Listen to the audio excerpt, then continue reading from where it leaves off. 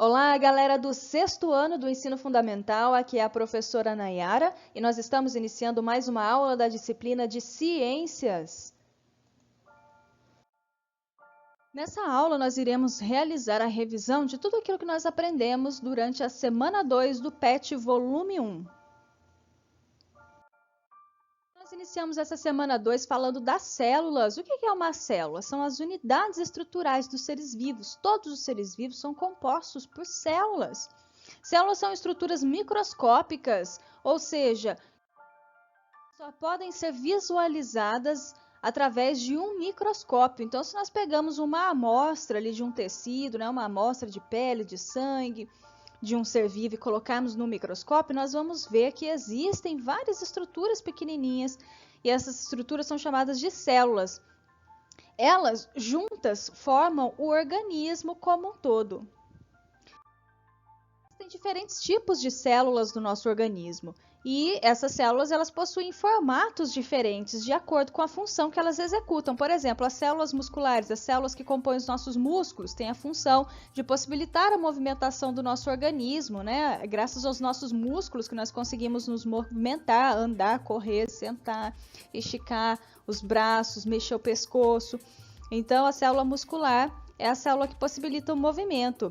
Nós temos a célula grasa que armazena gordura, a célula que forma o osso, a célula que forma o sangue, a célula que forma o sistema nervoso, as células epiteliais, que parecem tijolinhos, ó, um do lado do outro, e essas células, elas formam a nossa pele. Juntas, as células epiteliais constituem a nossa pele. Célula imunitária do sistema imunológico, que defende o nosso organismo contra doenças, célula sexual, no caso aqui dos organismos, dos animais, né? Nós temos o espermatozoide e o óvulo. Quando essas duas células se juntam, se fecundam, dali vai surgir um novo indivíduo. Então, nós temos diferentes tipos de células no nosso organismo, de diferentes formatos e que executam diferentes funções. Então, cada uma delas, esses conjuntos de células unidos juntos em conjunto, formam o nosso organismo completo.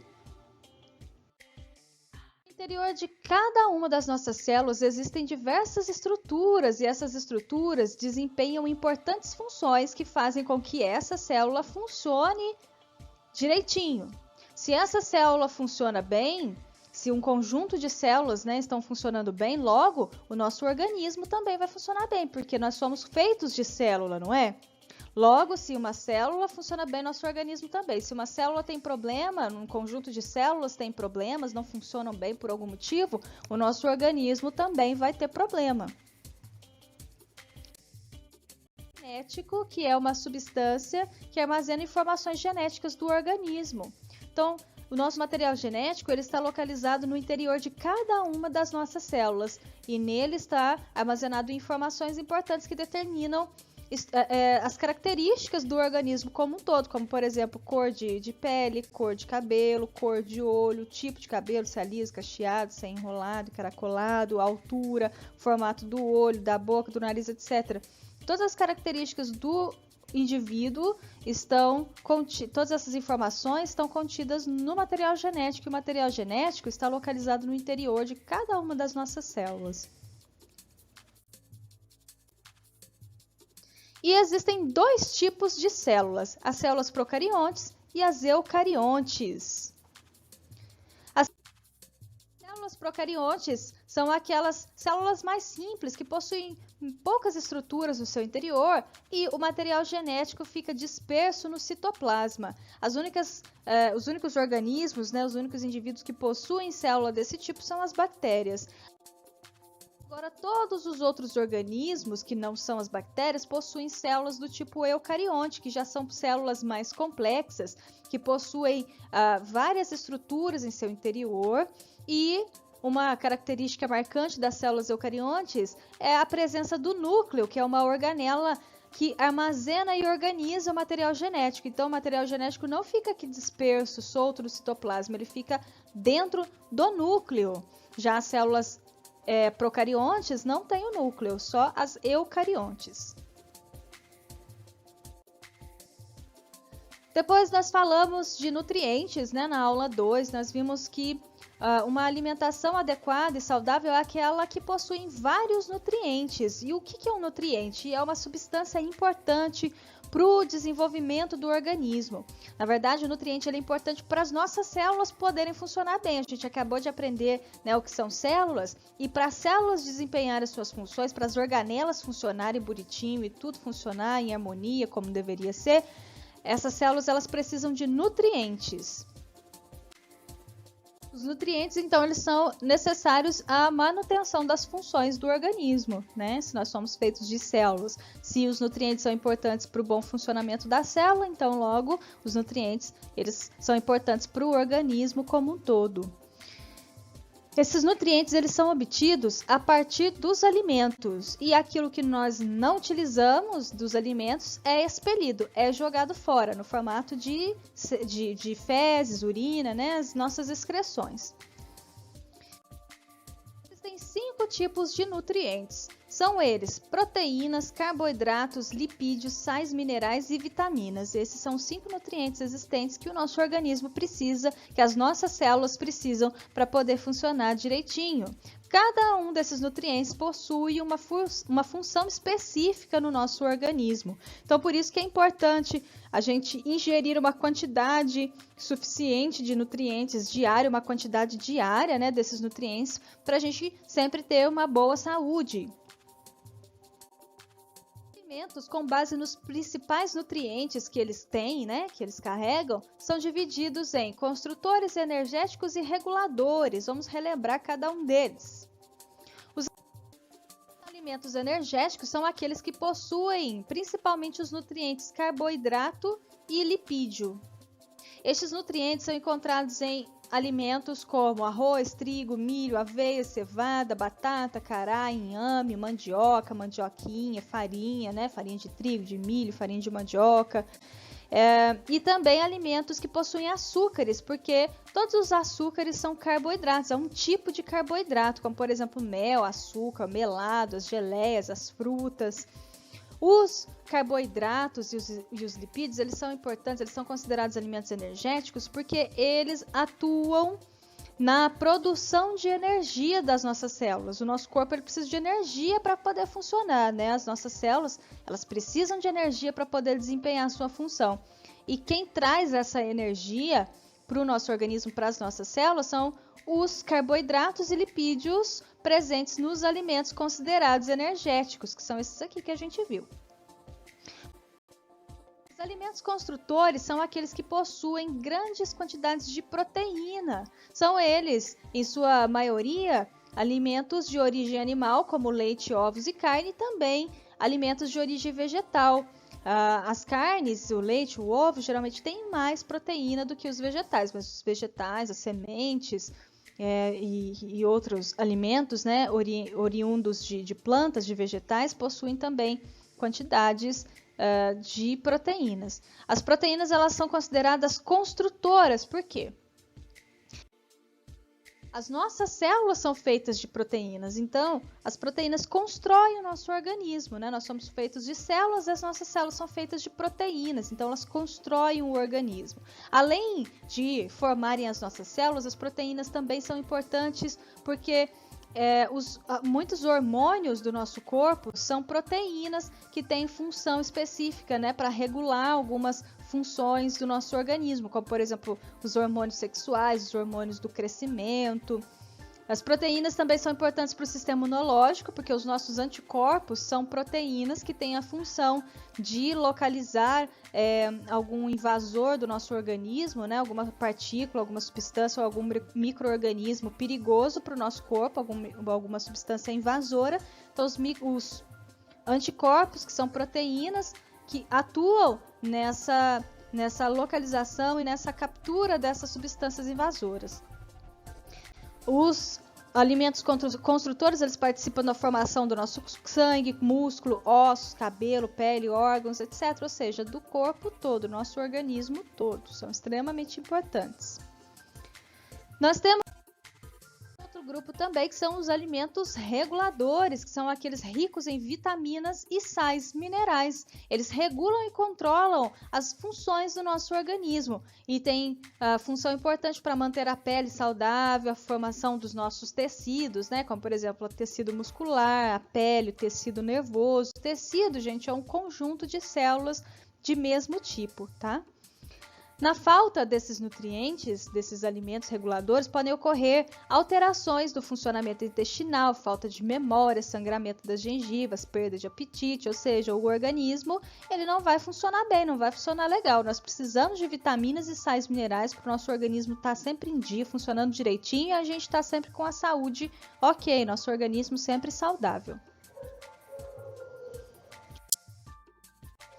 Os alimentos reguladores são frutas, verduras e legumes, porque são ricos em vitaminas e sais minerais. Por isso que é importante consumir bastante verduras ao longo do dia, consumir vegetais, diferentes tipos de vegetais, couve, brócolis, abóbora, tomate,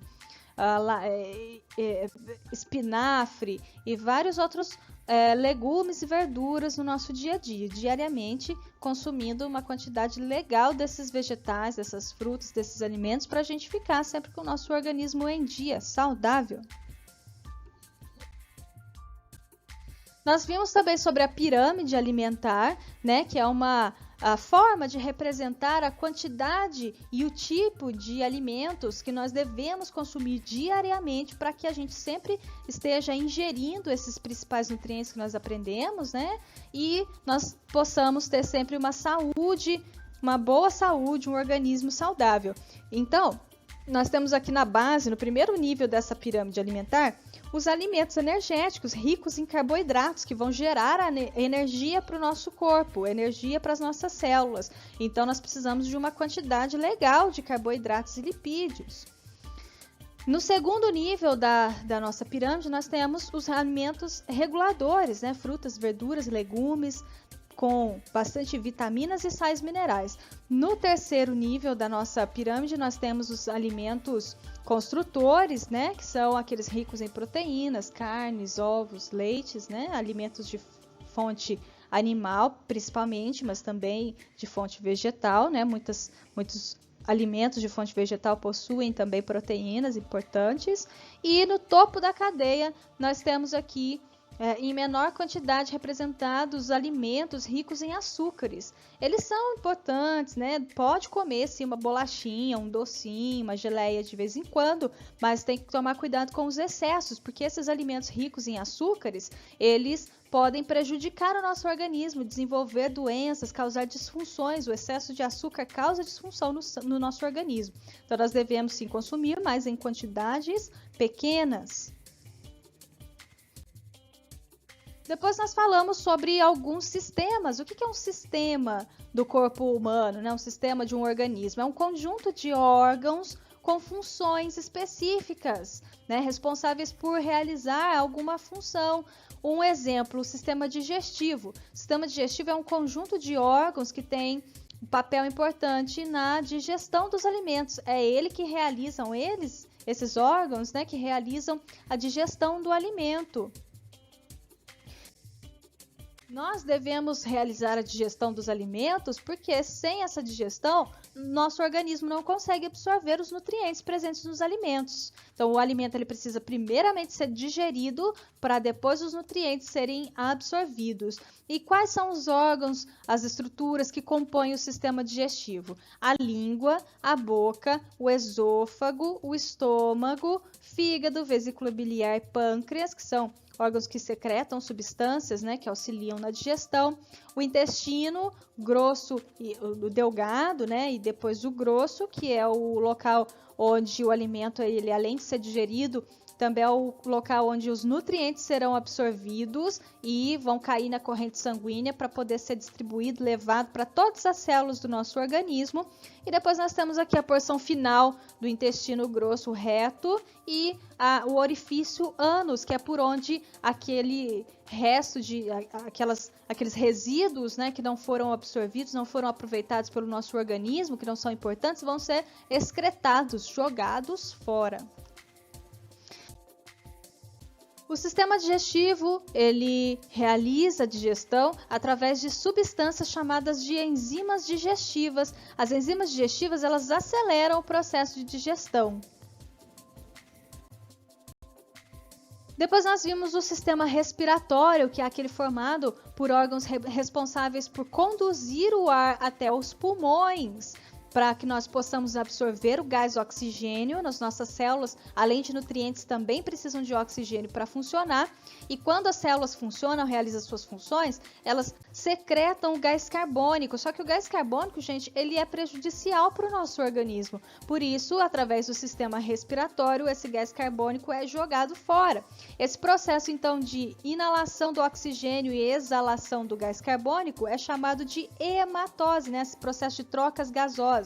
O gás carbônico cai na corrente sanguínea, o gás oxigênio cai na corrente sanguínea e o gás carbônico que está vindo, né, do resíduo ali da ação das células, cai no sistema respiratório e é exalado. Então, o processo de hematose. A hematose, ela acontece no interior dos nossos pulmões. Nós temos 2 pulmões, direito e esquerdo. O pulmão, o ar, né, primeiramente, quando ele é inalado, ele é conduzido para os pulmões através de um canal chamado traqueia. Ele é dividido, né, a traqueia é bifurcada em 2 canais chamados de brônquios. Esses 2 brônquios no interior do pulmão, eles vão se ramificando em porções cada vez menores, chamadas de bronquíolos. E no final desses bronquíolos existem estruturas chamadas alvéolos, que são parecidas com saquinhos, tá vendo? E é aqui onde ocorre a hematose. Esses saquinhos, esses alvéolos, eles são recobertos por vasos sanguíneos, né? Então o sangue está passando aqui nesses vasos e o oxigênio que entra no sistema respiratório cai, né, aqui na corrente sanguínea, chega até os alvéolos e vai para a corrente sanguínea. E o gás carbônico, como eu falei para vocês, né, que é resíduo lá da ação das nossas células, também vem aqui por esses vasos sanguíneos, só que ele faz o caminho inverso. Ele vai para o alvéolo e do alvéolo ele faz todo o caminho inverso até ser exalado, jogado fora. Os órgãos que compõem o nosso sistema respiratório são fossas nasais, que é o orifício por onde o ar entra, faringe, laringe, traqueia, que conduz o ar até os pulmões. Como eu já falei para vocês, a traqueia ela vai se ramificar em dois ductos aqui, né, que são os brônquios. Os brônquios se ramificam em porções cada vez menores no interior dos pulmões, que são os bronquíolos, e lá no finalzinho dos bronquíolos estão os alvéolos, onde vai ocorrer a troca gasosa entre o sangue e o sistema respiratório. O sistema circulatório é formado pelos vasos sanguíneos, né, que são as veias, as artérias, os capilares, que são vasos bem pequenininhos, e o coração.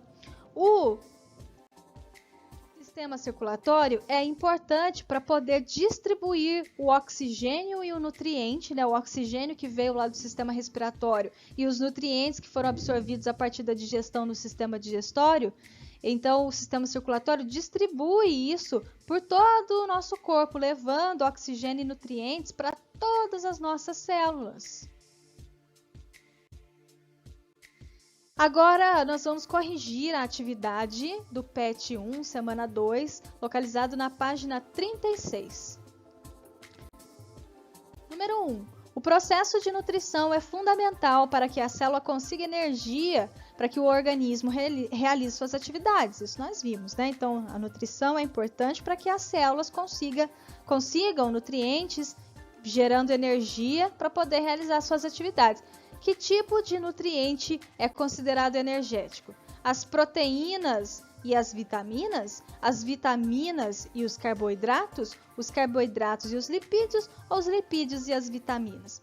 Proteínas nós vimos que fazem parte dos alimentos construtores e as vitaminas são reguladores. Então, aqui nós temos reguladores, né, as vitaminas e os carboidratos que são energéticos. Então, aqui na letra C nós temos os carboidratos que são energéticos e os lipídios que também são energéticos. Então, o correto é a letra C, carboidratos e lipídios. A letra D traz aqui lipídios e vitaminas, né? Então, nós temos energético e regulador.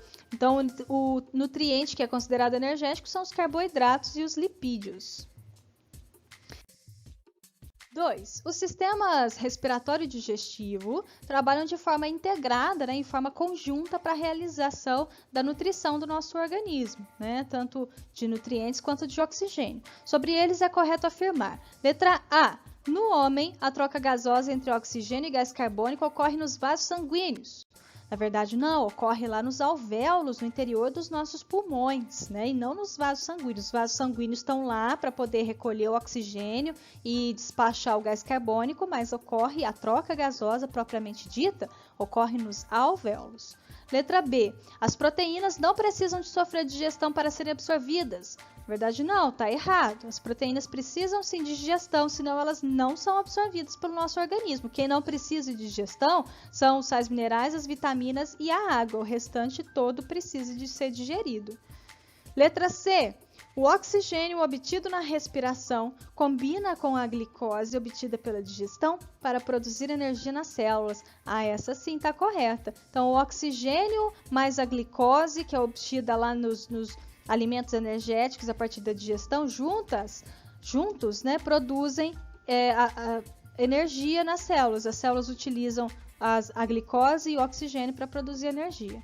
E a letra D, as enzimas são substâncias que transformam os nutrientes em partículas maiores a fim de serem absorvidos. Não, é o contrário. As enzimas transformam os nutrientes em partículas menores para eles serem absorvidos e não maiores. Então, a letra C é o correto. 3. Baseado na pirâmide alimentar disponível no texto base da semana, prepare um cardápio rico em proteínas e vitaminas e pobre em carboidratos. Então vamos lá, o café da manhã, um exemplo, poderia ser um copo de leite, 2 ovos cozidos e uma banana. Um copo de leite, porque leite é rico em proteína, né? Todos os alimentos de origem animal são ricos em proteínas.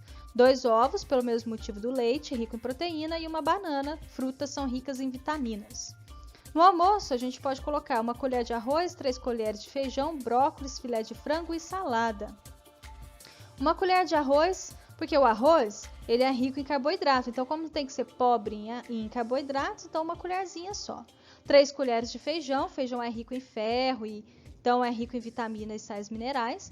Brócolis também rico em vitaminas, sais minerais, também tem proteínas. O filé de frango, que é a proteína, e a salada, rico em vitaminas, sais minerais e tem um pouquinho de proteína também. No jantar a gente coloca sopa de legumes, né, para ser uma coisa mais leve, e uma maçã. Legumes e maçã são ricos em vitaminas e sais minerais. 4. Carlos é atleta e irá participar de uma corrida de manhã. Prepare o cardápio de um jantar energético para ele. Então, nós podemos colocar arroz, frango, purê de batata e suco de beterraba. Por quê? O arroz, ele é rico em carboidratos, então é energético. O frango para, né, dar ali uma sustância, ali, uma proteína. O purê de batata, porque a batata também tem bastante carboidratos, é energético. A beterraba também é energético. A beterraba ela não é docinha e nós não vimos que tudo que tem açúcar, todos os alimentos adocicados, são ricos em carboidratos. Então, suco de beterraba para o Carlos ficar bem animado, bem disposto e vencer a corrida no outro dia. Pessoal, então por hoje é só. Nós fizemos a revisão da semana 2, a correção da atividade. Eu espero que vocês tenham acompanhado todas as aulas dessa semana, feito todas as atividades. E na semana que vem nós vamos iniciar uma semana nova, conteúdo novo, tá bom? Qualquer dúvida é só me mandar mensagem lá nos grupos do WhatsApp, lá no Google Classroom, estou sempre à disposição. Abraços, até a próxima, tchau, tchau.